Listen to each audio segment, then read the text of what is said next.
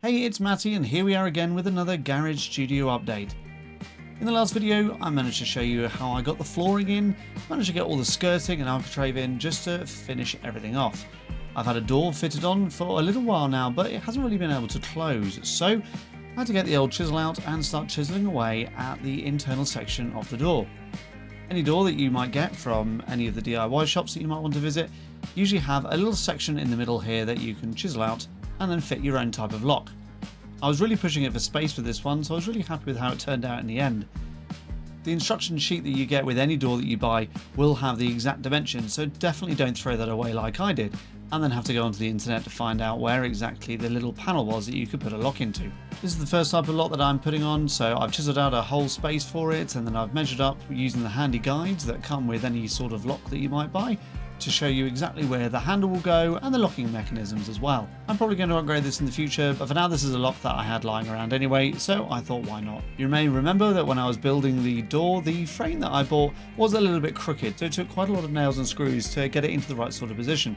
This really came back to haunt me here as I had to remove quite a few of them in order to get some of these panels into place. After painting the door, it really swelled up, so I had to make sure that I sanded it and laid it down so that it would get a nice flush fit again. As I was doing this little job, it got me thinking about the kind of thing that I want inside the garage here. This isn't a massive step, but it would be quite nice to make a little pathway or some steps that go down into the garage from here, so I'll make a decision on that in the future. As you can see, the first setup that I've had in the garage space is a little bit lackluster, so it's time to improve that by adding some Ethernet. Luckily, I know a man called Greg who's got lots of tools and lots of time in his hands that can help me with my Ethernet woes.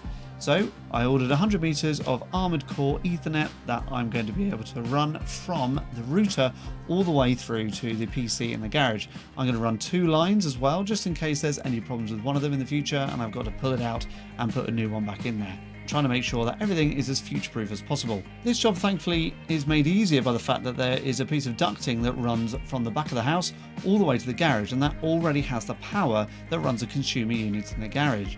The only problem with this for the future is that this ducting is rather small, so if I wanted to up the amount of power that needs to go out there from the consumer unit in the house, I'm probably going to need to update this cable, but that's a future me problem, so we'll see where we get. First off, we made sure that we were able to get the cable running from the router to the external wall on the house. This is just going to run around the side of my kitchen for now, but I might ingress it into the wall at a later date. Everything went very well with this fibre optic pokey cable that my friend had.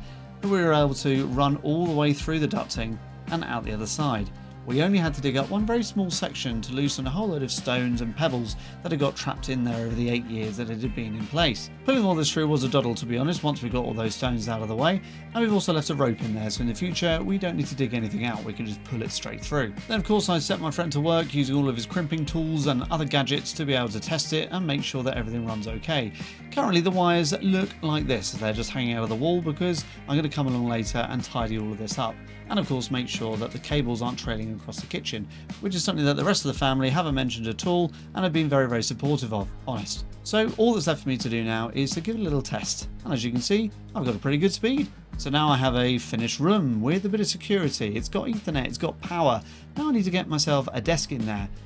And I'm talking something a little bit more than this cutting station that I've been using to balance everything on while I do some voiceover and some other job interviews. Hopefully future employers can see the dedication I've gone to getting the right sound here, because it looks absolutely ridiculous.